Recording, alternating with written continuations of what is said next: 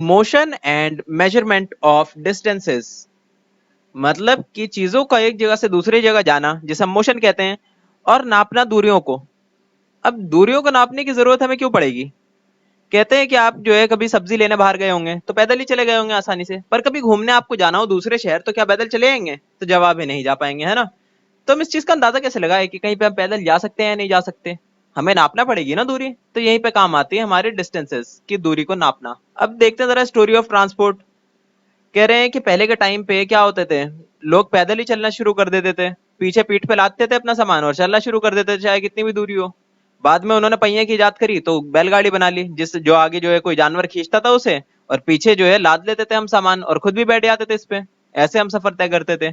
और उसके बाद जो है घोड़े वगैरह का भी इस्तेमाल करने लगे, गधों का इस्तेमाल करने लगे, और अलग अलग तरह के जानवरों को इस्तेमाल करने लगे माल ले आने के लिए। फिर जो उन्होंने साइकिल भी बनाई, साथ में फिर क्या बनाया आगे जाके, जब मोटर की इजाद हुई तो ट्रेन बना लिए भाप के इंजन से। फिर उसके बाद अच्छे से जब तरक्की हुई तो गाड़ियां, बसें, ठीक है, ये सब बनाना शुरू करा उन्होंने। साथ ही साथ शिप्स को बनाया उन्होंने। शिप्स क्या, अब आप देखिए, मछलियों के बारे में आपको पता है कि उनका शेप ऐसे होता है जो कि पानी को काटते हुए जाए, कि पानी उनके लिए ज्यादा रुकावट ना बने, वो उसमें आराम से तैर पाए। इसी हिसाब से बोट्स को भी बनाया जाता है कि वो तैर सके पानी के ऊपर। कैसे? उनको थोड़ा सा आगे से पॉइंटेड बनाया जाता है और पतला बनाया जाता है, जिसकी वजह से पानी में फ्लोट कर सके वहां आराम से, और पानी उसके लिए रुकावट ना बने। अब उसके बाद क्या हुआ, और तरक्की हुई, हमने प्लेन्स भी बनाया जिससे हम हवा में भी उड़ सकते थे। अब आगे कह रहे हैं how wide is this desk, मतलब कि ये टेबल कितनी चौड़ी है। अब आप सोचिए, कोई भी एक टेबल आपको दी जाए, उसकी लंबाई चौड़ाई आप कैसे नापेंगे? मान लीजिए एक छोटे बच्चे को दिया जाए ये काम, तो वो क्या करेगा? वो या तो अपने हाथ के लंबाई से अंदाजा लगाएगा उसका, या फिर अगर वो कहीं गिल्ली डंडा खेलता होगा तो क्या करेगा, गिल्ली को लगाएगा एक बार यहाँ पे, और उसका उसे पलटेगा, फिर दोबारा पलटेगा, करते करते वो देखेगा कि 10 बार में ये चौड़ाई पूरी हो गई, तो बता देगा कि ये 10 गिल्ली के बराबर इसकी लंबाई है। या फिर वो क्या कर सकता है, उसके डंडे का इस्तेमाल कर सकता है गिल्ली के, उसे हिलाएगा एक बार और उसके बाद से पलटेगा, तो देखेगा कि भाई 2 बार में आ गया ये पूरा टेबल की चौड़ाई, तो बता देगा दूसरे इंसान को कि 2 डंडे के बराबर है इसकी चौड़ाई। पर इस सारे मेथड में एक प्रॉब्लम आ गई। क्या प्रॉब्लम है? उसे ये डंडा भी तो देना पड़ेगा दूसरे इंसान को कि भाई ये वाले डंडे का डबल है ना। तो यहाँ पे एक प्रॉब्लम आ गई है, यहाँ पे कम्युनिकेशन की। एक दो और तरीके हो सकते हैं।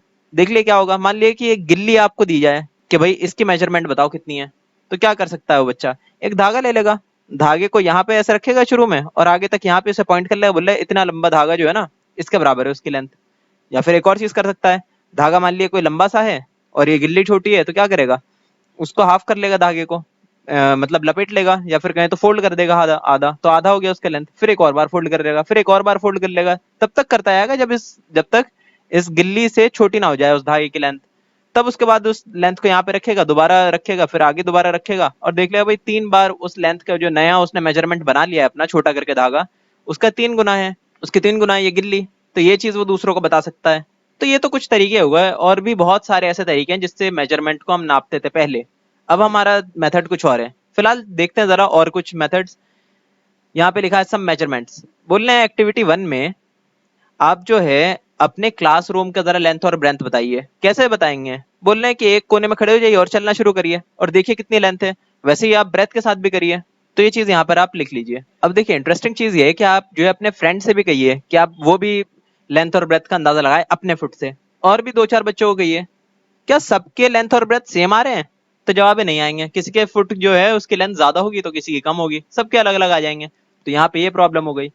एक्टिविटी 2 में बोल रहे हैं कि आप यही काम जो है अपने हाथों से करके देखिए। अपने पाम को लीजिए, एक तरफ अंगूठा और एक तरफ सबसे छोटी वाली उंगली, ये दूरी जो है पाम की डिस्टेंस, इससे आप किसी टेबल को नापिए, ठीक है। और उसके बाद यहाँ पे लिख लिए, और अलग अलग स्टूडेंट से बोलिए कि अपने अपने हाथ से उसको नापे। क्या सबने सेम दूरी की नापी है टेबल? तो जवाब है नहीं। सबके पाम का जो लेंथ होगा वो अलग अलग होगा, इसलिए किसी का तो 1 हैंड स्पैन आ रहा होगा, किसी का 2 आ रहा होगा, किसी का 1.5 आ रहा होगा, ऐसा करके आ रहा होगा, है ना। तो यहाँ पे ये प्रॉब्लम हो गई है। इस सब का सॉल्यूशन निकालने के लिए हमें एक फिक्स्ड क्वांटिटी की जरूरत थी जिसको हम बोलेंगे यूनिट। वो किसने प्रोवाइड कराई? वो प्रोवाइड कराई है स्टैंडर्ड यूनिट ऑफ मेजरमेंट्स ने, ठीक है, जिसको हम बोलते हैं एसआई यूनिट्स भी, या फिर सिस्टम इंटरनेशनल भी, या फिर इंटरनेशनल सिस्टम ऑफ यूनिट्स भी। बहुत सारे नाम हो गए ना एक ही चीज के। तो इन सब का एक ही मतलब है कि एक ऐसी यूनिट को रखना जो कि बहुत सारे लोग इस्तेमाल करते हो पूरी दुनिया में। तो बहुत सारे ऐसे लेंथ हैं जिसको इस्तेमाल किया जाता है इंटरनेशनल सिस्टम्स में। जैसे कि लेंथ के लिए फुट का इस्तेमाल करते हैं बहुत सारे लोग दुनिया में, और बहुत सारे लोग इस्तेमाल करते हैं और बहुत सारे यूज करते हैं अपने फिंगर्स की चौड़ाई का।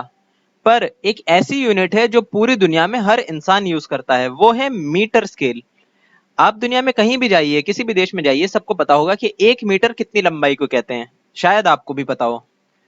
तो 1 मीटर स्केल आपने देखा हो शायद, एक बड़ी सी स्केल होती है 1 मीटर जितनी लंबी। उसके अंदर बहुत सारे खांचे बने होते हैं, या फिर कहें तो बहुत सारे मेजरमेंट्स लिखी होती हैं। इसमें से एक मेजरमेंट है सेंटीमीटर। सेंटी का मतलब होता है 100 गुना छोटा। ठीक है। तो 1 मीटर में 100 सेंटीमीटर होते हैं, और 1 सेंटीमीटर के अंदर होता है 10 मिलीमीटर। ठीक है। मिली का मतलब होता है 1000 गुना छोटा। ठीक है। क्योंकि 1 मीटर का 1000 गुनावा हिस्सा होता है मिलीमीटर। और उसी तरह से आता है आपका किलोमीटर। किलो का मतलब होता है 1000 गुना ज्यादा, इसलिए 1 किलोमीटर मतलब 1000 मीटर। इन सारे सिस्टम को हम बोलते हैं matric system.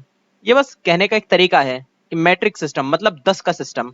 Correct measurement of length मतलब अब नापना है लेंथ को। देखते हैं कैसे नापेंगे। ये देखिए मीटर स्केल की यहाँ पे फोटो है।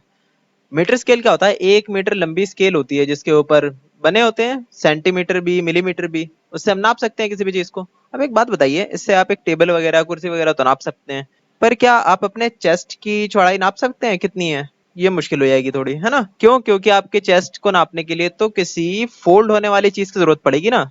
तो इसके लिए आप मीटर स्केल का यूज नहीं कर सकते। उसके लिए आपको चाहिए होगा मीटर का टेप या फिर मेजरिंग टेप। टेप क्या होता है? वो भी होता है मीटर के ऊपर ही बना होता है, कुछ मीटर का होता है, उसमें भी सेंटीमीटर मिलीमीटर बने होंगे, पर वो फोल्ड हो सकता है आराम से। तो उससे आप बहुत सारी चीजों को नाप सकते हैं जिससे जिसे आप पहले नहीं नाप सकते थे। अब देखते हैं कि मीटर स्केल का कहाँ कहाँ यूज करेंगे हम। मान लीजिए एक बॉक्स दिया हुआ है, इसकी आपको चौड़ाई निकालनी है। कैसे निकालेंगे? मीटर स्केल लेंगे और देखिए यहाँ पे जीरो पे इसे रखेंगे एक तरफ, है ना, और उसका नाप लेंगे कितना लंबा है। ये देखिए जीरो से स्टार्ट हुआ, 0 1 2 और कहाँ तक जा रहा है? 13 पॉइंट कुछ तक जा रहा है ना, 13.4 तक जा रहा है मेरे ख्याल से। तो इतनी सेंटीमीटर चौड़ा है ये। अब ये इसमें बोल रहे हैं कि जीरो पर रखना है, ये एक चीज हो गई। दूसरे में बोल रहे हैं कि स्केल सीधा होना चाहिए, जैसे कि इन्होंने टेढ़ा कर दिया तो गलत मेजरिंग आ जाएगी फिर आपकी। अब सी में देखिए बोल रहे हैं कि अगर आपका जीरो की जगह पे अगर टूटा हुआ स्केल मान लिया, तब क्या करेंगे? तब आप थोड़ा सा दिमाग लगाइए और जीरो के यहाँ पे 1 रख दीजिए, और जितना भी आया ना रीडिंग उसमें से 1 कम कर दीजिएगा। ठीक है। लास्ट में आइए, लास्ट में क्या बोल रहे हैं कि सही जगह पे अगर आपने नहीं रखा तो सही रीडिंग नहीं आएगी, है ना। सही रीड जैसे कि यहाँ पे जीरो पे नहीं रखा है इन्होंने, कहीं और रख दिया है, तो गलत रीडिंग आ जाएगी आपकी, जाहिर सी बात है। और मान लीजिए कि आपने जानबूझ के रखा है उस चीज को, 1 रख दिया आपने जीरो की जगह पे, जैसे कि इन्होंने रखा है, तो आपको लास्ट में 1 घटाना होगा। जैसे कि यहाँ पे 14.4 आ गया ना, तो वो आपको समझना है कि नहीं, असल में ये है 13.4 सेंटीमीटर लंबा। थोड़ा सा दिमाग लगाया बस। आगे बोल रहे हैं कि आपको सही जगह से देखना भी जरूरी है स्केल को, है ना। ऊपर से ही देखना चाहिए आपको, ना कि साइड वगैरह से देखना चाहिए, फिर आपकी थोड़ी सी मेजरमेंट गलत आ जाएगी, है ना। ये ज्यादा फर्क नहीं पड़ता इससे, पर थोड़ा बहुत इसका भी ध्यान रखना जरूरी है। आगे बोलते हैं एक्टिविटी 3 में कि आप स्कूल के किसी बच्चे को लीजिए और उसे दीवार के बराबर में खड़ा करिए। फिर उसके सिर के ऊपर जो है ना, आप एक निशान लगा दीजिए दीवार पे, सिर के जरा से ऊपर ही, बिल्कुल दीवार के ऊपर चौक से निशान लगा दिए कि ये उसके बच्चे की हाइट है। अब आप जो है उसको मेजर करिए, ठीक है, अपने हाथ के हथेली से, कि कितनी हथेली को आप जो है एक के ऊपर एक रख रहे हैं, तो हाइट उसकी आ जा रही है। फिर उस हाइट को आप सेंटीमीटर में भी नापिए। यही काम जो है आप अपने सारे जो फ्रेंड्स हैं उन सबको भी करने को बोलिए। तो आपको एक चीज दिखेगी इसमें बहुत ही इंटरेस्टिंग। क्या चीज? कि अलग अलग यहाँ पे रीडिंग आ रही है। मतलब जो हैंड स्पैन से आपने नापा ना, वो सारे स्टूडेंट्स के अलग अलग आ रही है, क्योंकि सबके हाथों का साइज अलग अलग है। जबकि जो सेंटीमीटर में आपने हाइट निकाली होगी वो सबकी सेम होगी, चाहे कोई भी इस्तेमाल करे उस सेंटीमीटर स्केल को, है ना। मतलब कि ये जरूरी होता है हमारे लिए सेंटीमीटर का इस्तेमाल करना, या फिर कहें तो मीटर का इस्तेमाल करना, क्योंकि ये चीज चेंज नहीं होती टाइम के साथ। आगे देखिए क्या है, measuring the length of curve line. बोलते हैं कि अगर कर्व लाइन है उसे कैसे निकालेंगे? उसे आप मीटर स्केल से निकाल लेंगे उसकी लेंथ को? तो जवाब है नहीं, उसका आप धागे से निकाल सकते हैं बहुत आसानी से। धागा रखिए यहाँ पे, थोड़ी दूर तक धागे को थोड़ा थोड़ा सा स्ट्रेच कर करके आप नाप लीजिए ए से लेके बी पॉइंट तक, और जितना धागा भी यूज हुआ हो आपका, उसे आप सीधा करके फिर मीटर स्केल से नाप लीजिए। बहुत आसान है। आगे देखिए, बोल रहे हैं मूविंग थिंग्स अराउंड अस, कि अगर कोई चीज मूव कर रही हो एक जगह से दूसरी जगह, ठीक है, उसके बारे में बात करेंगे हम। जैसे कि हाउस क्या मूव करता है? जवाब है नहीं करता है, कि जगह पे रेस्ट में रहता है ये, है ना। टेबल भी रेस्ट पे रहती है, नहीं करती मूव। क्लॉक भी नहीं करती। अच्छा, क्लॉक के जो हैंड होते हैं वो मूव करते हैं, जैसे सेकंड का हैंड, मिनट का, आवर का, है ना, सारे करते हैं। कुछ स्लो करते हैं तो कुछ फास्ट करते हैं। जैसे सेकंड सेकंड वाला बहुत फास्ट मूव करता है, इसलिए दिखता भी है हमें वो मूव करता हुआ। Objects in motion, a flying bird, जाहिर सी बात है मोशन में, एक जगह से दूसरी जगह जा रही है ना बर्ड, तो मोशन में। सेकंड का हैंड क्लॉक के अंदर मूव कर रहा है, बिल्कुल। यहाँ तक कि मिनट और आवर वाले भी मूव करते हैं, पर बहुत स्लो करते हैं। आगे देखिए एक्टिविटी 6 में क्या बोल रहे हैं। बोल रहे हैं एक्टिविटी 6 में कि आप जो है ना एक जगह पे चीनी फैला दी, वहां पे चींटियां आएंगी और लेकर जाने लेंगी अपने सारे जो भी लेना आई हैं। अब देखिए वो चींटियां कैसे मूव कर रही हैं, कैसे भी मूव कर जा रही हैं एक जगह से दूसरी जगह, उनका कोई खास पैटर्न नहीं है, वो कैसे ही मूव कर रही हैं। ठीक है, मतलब कि पहले से फिक्स्ड पाथ तय नहीं है कि कहाँ जाने वाली हैं चींटियां। ये चींटियों का मोशन कैसा हुआ, ये खास तरह का मोशन है जिसकी कोई फिक्स्ड पाथ तय नहीं है पहले से, है ना। ये कहीं भी कैसे भी चले जाती हैं चींटियां। आगे देखिए, आपको याद है वो क्लॉक के जो हैंड थे वो कैसे मूव कर रहे थे, वो गोल गोल मूव कर रहे थे, जैसे कि आपके घर का पंखा वो भी गोल गोल मूव कर रहा था। कभी आपने ट्रैफिक देखा है, जो रास्ते में गाड़ियां चल रही होती हैं वो कैसे चल रही होती है, सीधे सीधे चल रही होती हैं अक्सर। तो इन सारे मोशंस में, क्योंकि है तो सारे मोशंस, हर चीज मूव कर रही है, पर सब थोड़े थोड़े से अलग है। ये हम पढ़ते हैं आगे जरा टाइप्स ऑफ मोशन में। पहले तरह का मोशन होता है सीधी लाइन में, ये मोशन होता है, जैसे गाड़ियां सीधी चल रही हैं, जैसे आर्मी के जवान सीधे चल रहे हैं।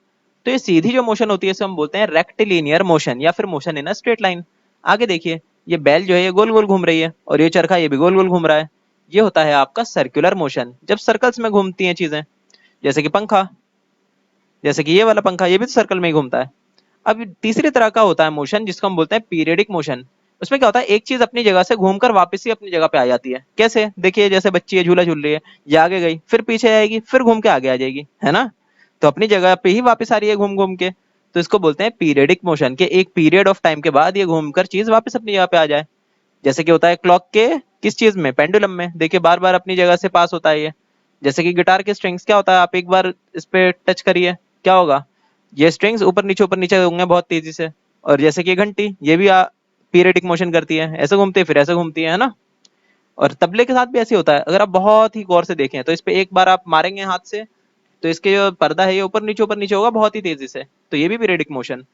तो अब देखिए एक सवाल आ रहा है बोझू के मन में, क्या मन में सवाल आ रहा है, कह रहे हैं कि अगर हम पत्थर को धागे से लपेटें और उसके बाद उसे गोल गोल घुमाएं अपने हाथों से, है ना, सर्कुलर मोशन में, जाहिर सी बात है। तो ऐसा कहते हैं कि वो जो दूरी है ना सर, दूरी है इसके हाथ से लेके उस पत्थर की, वो हमेशा सेम रहती है, ऐसा क्यों होता है।